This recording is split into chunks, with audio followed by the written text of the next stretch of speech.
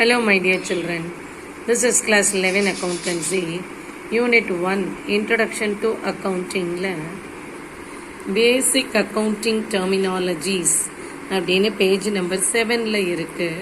இது பார்க்கலாம்.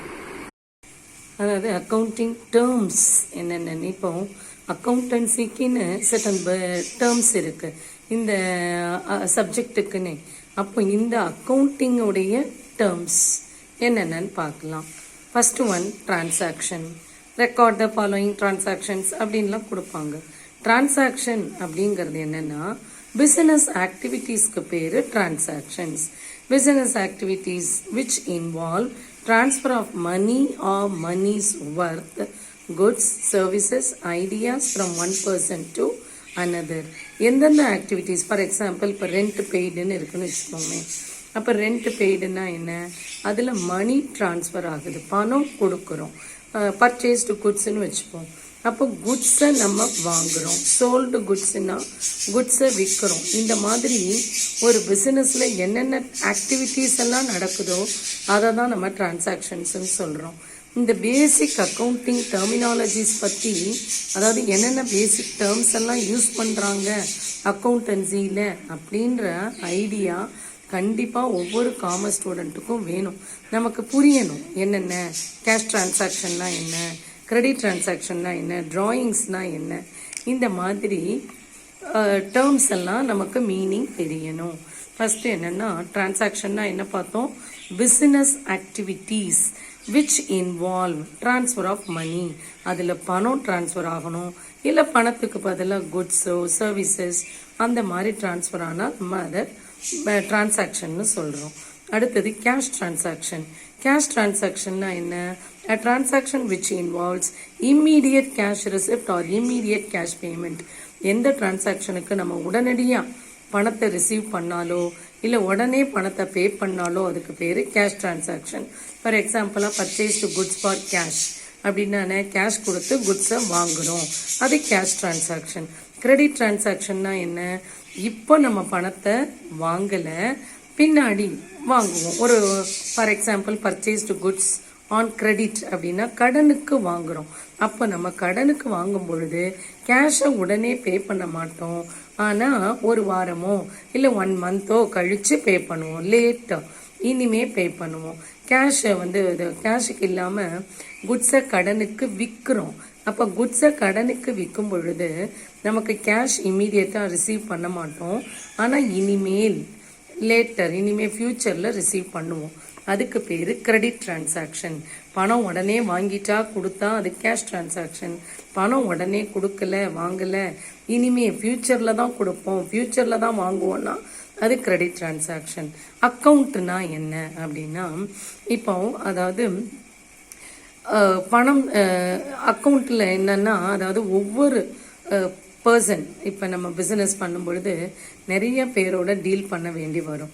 அந்தந்த பர்சனோடையோ இல்லை நம்ம பிஸ்னஸில் நிறைய அசர்ட்ஸ் இருக்கலாம். அசர்ட்ஸ்னால் ப்ராப்பர்ட்டிஸ் இருக்கலாம். இப்போ மெஷின், ஃபர்னிச்சர் வச்சுருப்போம், கம்ப்யூட்டர் வச்சுருப்போம், நம்ம பிஸ்னஸ்க்கு வேன் வச்சுருக்கலாம்.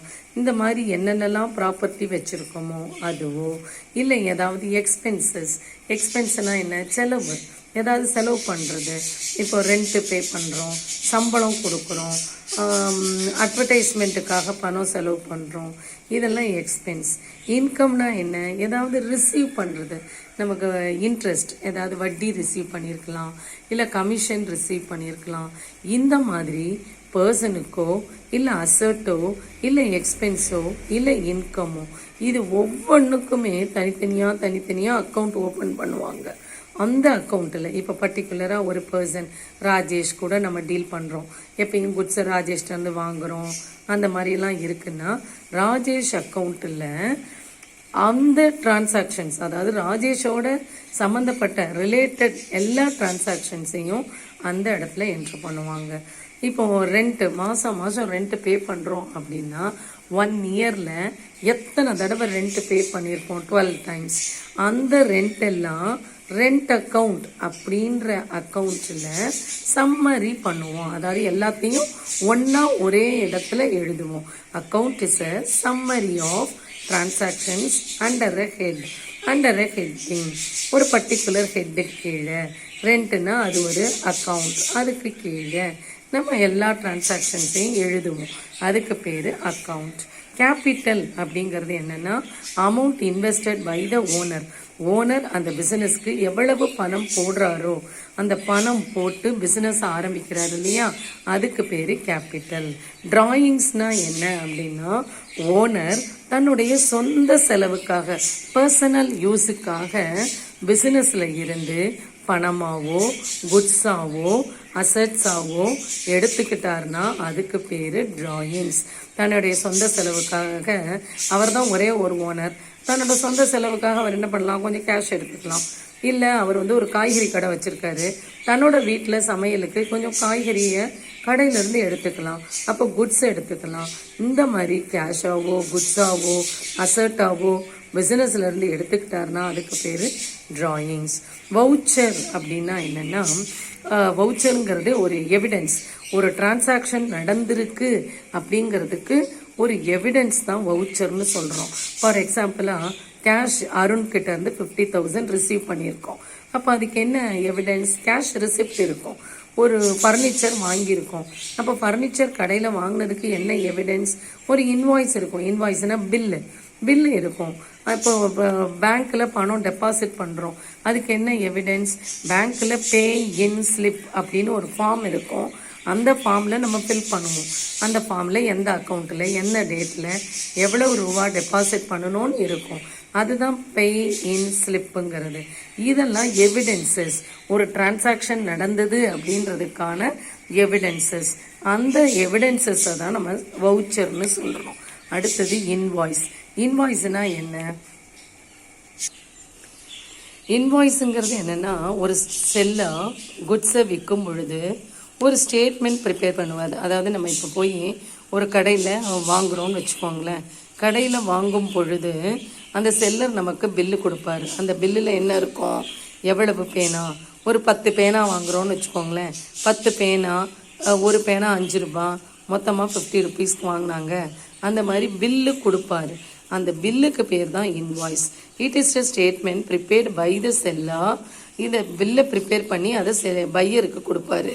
அதில் என்ன இருக்கும், குவான்டிட்டி, எவ்வளவு பொருள் விற்றாரு, என்ன ப்ரைஸில் விற்றாரு, 1 10 ரூபானா 100 எவ்வளவு, அந்த மாதிரி அது வேல்யூ இதெல்லாம் இருக்கும். ஏதாவது டிஸ்கவுண்ட் கொடுத்துருந்தாருன்னா டிஸ்கவுண்ட் போக மிச்சம் எவ்வளவு, எல்லா டீட்டெயில்ஸும் இருக்கும். அதுக்கு பேர் தான் இன்வாய்ஸ். குட்ஸுன்னா என்ன, குட்ஸுன்னா இந்த பிஸ்னஸ் எதில் டீல் பண்ணுறாங்களோ அதுக்கு பேர் குட்ஸ். ஃபார் எக்ஸாம்பிளாக நம்ம ஃபர்னிச்சர் கடை வச்சுருக்கோம், அப்போ நமக்கு எது குட்ஸு, ஃபர்னிச்சரை தான் வாங்கி விற்போம், அப்போ அந்த ஃபர்னிச்சர் தான் குட்ஸ். ஸ்டேஷ்னரி கடை வச்சுருக்கோம், ஸ்டேஷ்னரியில் பேனா பென்சில் நோட்டு எல்லாத்தையும் வாங்கி விற்போம், அப்போ எது குட்ஸு, ஸ்டேஷ்னரி தான் குட்ஸ். அடுத்தது பர்ச்சேசஸ். பர்ச்சேசஸ்னால் எந்த பொருளெல்லாம் ரீசேல் பண்ணணும், திரும்பவும் விற்கணுன்ற எண்ணத்தில் வாங்கணும்னா அதுக்கு பேர் பர்ச்சேசஸ். இப்போ நம்ம கடைக்கு ஒரு ஒரு கம்ப்யூட்டர் வாங்குகிறோம், அது பர்ச்சேசஸ்னால் இல்லை. அந்த ஃபர்னிச்சர் எதுக்கு வாங்குகிறோம், ஒரு கம்ப்யூட்டர் எதுக்கு வாங்குகிறோம்னா நம்மளோட கடைக்கு யூஸ்க்காக வாங்குகிறோம். ஆனால் பர்ச்சேசஸ்ன்னு எதை சொல்லுவோம்னா எந்த குட்ஸ் எல்லாம் வாங்கி திரும்பவும் விற்க போகிறோமோ அதுக்கு பேர் பர்ச்சேசஸ். பர்ச்சேசஸ் ரிட்டர்ன்ஸ் அல்லது ரிட்டர்ன்ஸ் அவுட்வேர்டுன்னு இருக்கு. இப்போ நம்ம குட்ஸை பர்ச்சேஸ் பண்ணுறோம், ஒரு 100 வாங்குகிறோம், 100 பேனா வாங்குகிறோம், அதை வாங்கின பிறகு பார்க்குறோம் அதில் 5 சரியா இல்லை அப்படின்னா நம்ம என்ன செய்வோம், அந்த சப்ளையருக்கு குட்ஸை திருப்பி அனுப்பிடுவோம். அதுக்கு பேர் பர்ச்சேஸ் ரிட்டர்ன்ஸ் அல்லது ரிட்டர்ன்ஸ் அவுட்வேர்டு. ஏன்னா goods are going out, goods நம்ம ரிட்டர்ன் பண்ணும் பொழுது குட்ஸ் வெளியில் போயிடுது, அதுக்கு பேர் ரிட்டர்ன்ஸ் அவுட்வேர்டு அல்லது பர்ச்சேஸ் ரிட்டர்ன்ஸ். இந்த மாதிரி சின்ன சின்ன டேர்ம்ஸ் எல்லாம் உங்களுக்கு தெரிஞ்சாதான் நீங்கள் சம்ஸ் போடும் பொழுது உங்களுக்கு அது புரியும். சேல்ஸ் அப்படின்னா என்னென்னா எந்த குட்ஸ் எல்லாம் நம்ம திரும்பவும் விற்கிறோமோ அதுக்கு பேர், எந்த குட்ஸ் எல்லாம் வாங்கி விற்கிறோமோ அதுக்கு பேர் சேல்ஸ். சேல்ஸ் ரிட்டர்ன்ஸ்னால் என்ன, நம்ம குட்ஸை யாருக்காவது விற்கும் பொழுது குட்ஸு சரியில்லைன்னா அந்த கஸ்டமர்ஸ் நமக்கே குட்ஸை திருப்பி அனுப்புவாங்க. அப்படி திருப்பி அனுப்புனாங்கன்னா அதுக்கு பேர் சேல்ஸ் ரிட்டர்ன்ஸ் அல்லது ரிட்டர்ன்ஸ் இன்வர்ட். ஏன்னா குட்ஸ் ஆர் கம்மிங் இன், அடுத்தவங்க நமக்கு திருப்பி அனுப்பும் பொழுது நமக்கு குட்ஸு உள்ளே வரும், அதனால ரிட்டர்ன்ஸ் இன்வர்ட். ஸ்டாக் அப்படின்னா என்ன அப்படின்னா, இப்போ இன்னைக்கு 8ஆம் தேதி ஜூலை, இன்னைக்கு போய் நம்ம குட்ஸ் நம்மக்கிட்ட ஸ்டாக் எவ்வளவு இருக்குது அப்படின்னு பார்க்குறோம். அப்படின்னா என்ன, இப்போ 100 மூட்டை அரிசி வாங்கினோம், அரிசி பிஸ்னஸ் பண்ணுறோம். 100 மூட்டை அரிசி வாங்கினோம், அதில் 80 மூட்டையை விற்றுட்டோம். இன்னைக்கு எவ்வளவு இருக்குது கடையில் அப்படின்னு பார்த்தோன்னா 20 மூட்டை இருக்கும், 20 மூட்டை அரிசி. அப்போ அந்த unsold goods on a particular date, ஒரு பர்டிகுலர் டேட்டில் எவ்வளவு குட்ஸ் விற்காமல் இருக்கிறதோ அதை தான் நம்ம ஸ்டாக்குன்னு சொல்கிறோம். இன்கம் அப்படின்னா என்ன, நம்ம குட்ஸை விற்கும் பொழுதோ அல்லது மற்ற ஏர்னிங்ஸில் இருந்து நம்ம அமௌண்ட்டை ரிசீவ் பண்ணணும்னா நமக்கு இன்கம். நமக்கு வந்து குட்ஸை விற்றோ இல்லை வேறு வகையில் இன்ட்ரெஸ்ட், கமிஷன், டிவிடெண்ட்னா கம்பெனியில் ஷேர் வாங்கினா நமக்கு கம்பெனியோடைய ப்ராஃபிட்லேருந்து ஒரு பங்கு கிடைக்கும், அதுக்கு பேர் டிவிடெண்ட். இந்த மாதிரி இதெல்லாம் ரிசீவ் பண்ணணும்னா அதுக்கு பேர் இன்கம். எக்ஸ்பென்ஸ்னா எதெல்லாம் செலவு பண்ணணுமோ அதுக்கு பேர் எக்ஸ்பென்ஸ். நம்ம குட்ஸை வாங்கி விற்கும் பொழுது நிறைய செலவுகள் பண்ண வேண்டி இருக்கும். குட்ஸை வாங்குகிறோம் பார்த்தீங்களா, அதுவே ஒரு செலவு தான். அப்புறம் ரெண்ட் பே பண்ணுறோம், சம்பளம் கொடுக்குறோம், இதெல்லாம் எக்ஸ்பென்ஸ். சால்வென்சி அப்படிங்கிறது என்னென்னா, ஒரு பர்சனால் அவன் வாங்கின கடன், டெட், DEBTனா டெட்டுன்னு சொல்லணும், பி சைலண்ட். அப்போ இந்த டெட், கடன்கள், அதை கொடுக்கறதுக்கு போதுமான அளவு பணம் இருந்தால் நம்ம அதை சால்வென்சின்னு சொல்கிறோம். அந்த கடன்களை கொடுக்கறதுக்கு போதுமான அளவு பணம் இல்லை, நம்மகிட்ட பணம் இல்லைன்னா இன்சால்வென்சின்னு சொல்கிறோம். இன்சால்வென்சினா இன்கேப்பபிலிட்டி, நம்மளுடைய கடன்களை தீர்ப்பதற்கு போதுமான அளவு பணம் நம்மகிட்ட இல்லைன்னா, பணமோ அசட்டோ நம்மகிட்ட இல்லைன்னா இன்சால்வென்ட் அப்படின்னு சொல்கிறோம். அடுத்தது அசர்ட். அசர்ட்னா என்ன, ஒரு physical thing that has a money value. இப்போ என்கிட்ட ஃபர்னிச்சர் இருக்குது, ஃபர்னிச்சர் என்ன, அதுக்கு பணத்தில் வேல்யூ இருக்குது இல்லையா, அந்த ஃபர்னிச்சரை நான் விற்று பணமாக்க முடியும் அப்படின்னா அதை தான் நம்ம அசர்ட்டுன்னு சொல்கிறோம். அந்த அசர்ட், அந்த ஃபிசிக்கல் திங், அதாவது அந்த பொருள் நமக்கு ஒரு ரைட்ஸை கொடுக்குது. அதே மாதிரி அந்த அசர்ட்டை நம்மளால் பணமாக மாற்ற முடியும், அதுக்குன்னு ஒரு வேல்யூ இருக்கும். இப்போ ஃபர்னிச்சர், கம்ப்யூட்டர், மெஷினரி, ஸ்டாக்கு, இது எல்லாமே அசர்ட். நம்மக்கிட்ட ஒரு 50,000 கேஷ் பேலன்ஸ் இருக்குது, அது ஒரு அசர்ட். பேங்க்கில் 40,000 பேலன்ஸ் இருக்குது, அது ஒரு அசர்ட்.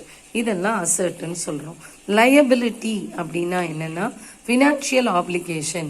ஃபினான்ஷியல் ஆப்ளிகேஷன்னா நம்ம கொடுக்க வேண்டியது ஏதாவது இருந்தால் அதுக்கு பேர் லயபிலிட்டி. டெட்டார் அப்படின்னா என்னென்னா a person who receives a benefit without giving money or money's worth immediately but liable to pay in future or in due course of time. அப்படின்னா இப்போ நம்ம வந்து ஏன்றவர், நம்ம தான் ஏன்னு வச்சுப்போமே, நம்ம பிக்கு குட்ஸை விற்கிறோம், கடனுக்கு விற்கிறோம். அப்போ பி என்ன பண்ணுறாரு, குட்ஸை ரிசீவ் பண்ணுறாரு, கடனுக்கு விற்கிறோம். அப்போ பி உடனே காசு தரமாட்டார், 1 month கழித்து தராரு. அப்படின்னா அந்த பிக்கு பேர் டெட்டார், ஏக்கு பேர் கிரெடிட்டார். அதாவது பீன்றவர் ஒரு பெனிஃபிட் ரிசீவ் பண்ணுறாரு. என்ன பெனிஃபிட், குட்ஸை ரிசீவ் பண்ணுறாரு, ஆனால் அதுக்கு பணம் கொடுக்கலை. இந்த பணத்தை கொடுப்பாரு, ஃப்யூச்சரில் கொடுப்பாரு. அப்படின்னா அவருக்கு பேர் டெட்டார். நமக்கு யார் பணம் தரணுமோ அவங்களுக்கு பேர் டெட்டார். நாம் யாருக்கு கொடுக்கணுமோ அவங்களுக்கு பேர் கிரெடிட்டார். இப்போ பர்சன் ஹூ ரிசீவ்ஸ் பெனிஃபிட், ஒரு பெனிஃபிட்டை ரிசீவ் பண்ணுறாரு ஆனால் பணம் கொடுக்கலை, இனிமே ஃப்யூச்சரில் கொடுப்பாருன்னா அவருக்கு பேர் டெட்டார். எந்த பர்சன் பெனிஃபிட்டை கொடுக்குறாரு, இந்த அருண் வந்து பெனிஃபிட்டை கொடுக்குறாரு, குட்ஸை கொடுக்குறாரு பணம் வாங்கிக்காமலே, அப்படின்னா அவருக்கு பேர் கிரெடிட்டார். இந்த ஏ இனிமேல் ஃப்யூச்சரில் பி கிட்ட இருந்து பணம் கேட்பார், இப்போ கேட்கல ஆனால் இன் ஃப்யூச்சர் கேட்பார், அதுக்கு பேர் கிரெடிட்டார். ஸோ டெட்டார்னா நமக்கு பணம் தர வேண்டியவங்க, கிரெடிட்டார்னா நாம் பணம் கொடுக்க வேண்டியவங்க. நீங்கள் எப்பயுமே அக்கௌண்டன்சி போடும் பொழுது நீங்கள் தான் ஓனர், நீங்கள் உங்களுக்கு பிஸ்னஸ் டிரான்சாக்ஷன்ஸ் போடுறீங்க அப்படின்னு நினச்சிக்கிட்டே போட்டால் தான் கரெக்டாக வரும். புரிஞ்சுதுங்களா? இந்த பேசிக் அக்கௌண்டிங் டேர்ம்ஸ் பேஜ் நம்பர் 7ல் இருக்குது. அக்கௌண்டிங் டேர்ம்ஸ் அப்படின்னா அக்கௌண்டன்சிக்குன்னு சில சொற்கள் இருக்குது, டேர்ம்ஸ் இருக்குது, அதோடைய மீனிங் தான் இப்போ நம்ம பார்த்தோம். தேங்க்யூ.